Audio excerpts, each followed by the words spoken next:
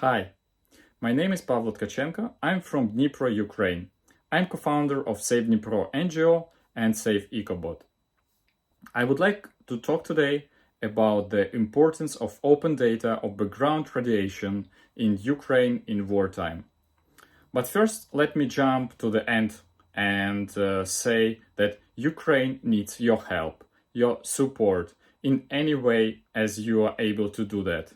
If you can support us in humanitarian way, thank you. If you are able to support with weapons, thank you. If you are able to give us some background radiation sensors for online monitoring, then thank you. As you can see on that slide, my kids right now in Berlin, in Germany, in safe place, and they are constantly helping me to deliver to Ukraine, to our NGO, sensors from different places in the world, from our supporters and friends. So our tool Save EcoBot was created 5 years ago as a tool for the personal protection from environmental problems. One of the major features is air quality map. We started from the blank place on a map when Ukraine had no any online measurement station, and now full Ukraine covered with the stations. And now our tool Save EcoBot is the largest aggregator of the air quality data in Ukraine. Besides that, our system also collecting data from sensors which measure background radiation, from online sensors, from manual measurements places like Ukrainian Hydrometeorological Center and some other places. But that feature was not the main feature. We only collected data because we believe that if you see some online environmental related data, then you have to collect it.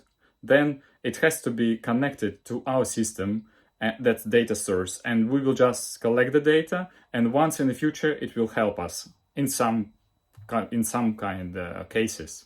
So that's happened with the background radiation map. At the beginning of that year, in January, we had an extra cold weather, especially in Chernobyl exclusion zone, and some sensors there failed with measurements because of the low temperatures, and that caused small spikes.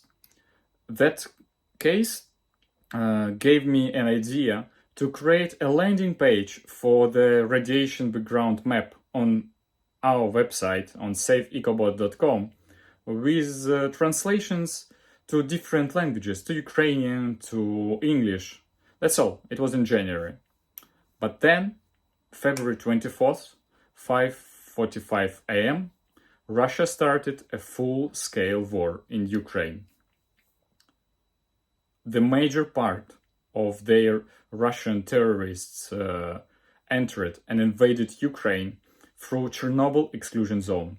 They temporarily occupied Chernobyl nuclear power plant, and as you remember, on February 25th, huge wave of news started publishing that there are problems with the radiation in Ukraine, especially in Chernobyl exclusion zone near the Chernobyl nuclear power plant, because Russians brought their heavy military equipment, heavy military machines to the dust, to the ground, and they were driving through the Chernobyl exclusion zone and rising dust into the air, and that was causing the spikes on the sensors. And the sensors which were installed in Chernobyl exclusion zone, they owned by Ecocenter. That's a state authority company which is controlling the measurements there. And they have very old map which is showing only the latest values. But that map is really hard to find, and only scientists or people who knew about that map were using it. And what every single person is doing if they have question and don't have answer? Yeah, correct. They're trying to search. They're searching in Google radiation Ukraine, radiation Chernobyl, and what was on the first places in the results? Yeah, our website. Our website was shown for mostly all requests, and that's caused a huge traffic. On February 25th, we got more than 300 users on our map. Imagine 300 users were searching for the big radiation situation, what's going on in Ukraine, and they coming to our website. Our website had nice map, nice every sensor was shown with the colors, with the levels, and when you click on the map on every sensor, you see the archive, and you were able, once you visited that time, you were able to see the spikes, huge spikes.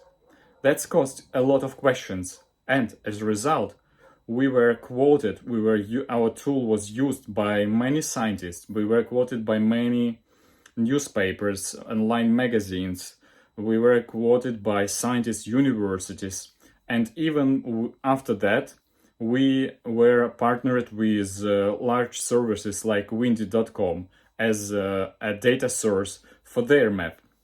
As a result, in the past 225 days of the full-scale war, our website, safeecobot.com, was visited by more than 1.9 million unique visitors, and more than 70% of these users were searching for the information about the radiation status in Ukraine.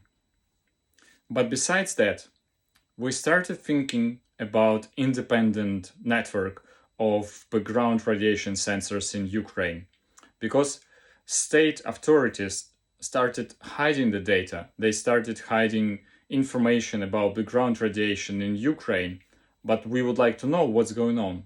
And once upon a time, I met on Twitter, on March, I met SB Brown from Safecast, and he showed me their portable devices, Safecast BGG Nano. And we started discussing that, oh, it will be great to have some of them in Ukraine to measure with them. And he said, okay, give me a few days, I'll come back to you. And a few days, he came back with his colleagues from Czech Republic, from Suro, that they are able to offer us 10 these devices to measure background radiation in Ukraine, to collect the data around Ukraine, and especially in Chernobyl exclusion zone, because that was very important to have the data from. And in few weeks, we had it in Ukraine, and we transferred some of them to Chernobyl exclusion zone to our friends from Chernobyl Radiation Ecological Biological Reserve. And now, in the middle of September, we reached a huge milestone. Over 300,000 data points were collected. All of them available online, publicly and free on Safecast map, and you can analyze them. We also started thinking about the stationary stations installed in Ukraine, about independent, and Safecast sent us a few of them, and later we will install them in very interesting places. But there is another one problem still, that our state authorities have a lot of sensors around Ukraine. The most important are installed in the zone of 30 kilometers around all our nuclear power plants, and all these sensors, they're measuring online information. But unfortunately, our Energoatom, that's company who is controlling all nuclear power plants, they are hiding all websites of nuclear power plants and not allowed to show us the real situation. It's highly important to open that. We are asking many times for Energoatom, our Ministry of Energy, for our Cabinet of Ministers to show the data, to unhide websites, but unfortunately they are answering that it's not safe, it's security issue to show that information. So I'm asking you, our friends, our international friends, if you have connections to Ukrainian authorities, ask them every single time, why are they hiding the data about background radiation in Ukraine? So the result that we believe that public information of background radiation in Ukraine in wartime, every single piece of that data must be open because it's highly important and it's the worldwide security to have the data, online data about the radiation situation in Ukraine. All this would be impossible without our Ukrainian armed forces who are protecting our land, protecting Ukraine from Russian terrorists who are invading and started a full-scale war. Thank you so much. Thank you also for my team, Save Dnipro team. Thank you for your time. Thank you for listening. If you still have questions, please write to me. We are always open for cooperation and for partnership. Thank you. Bye.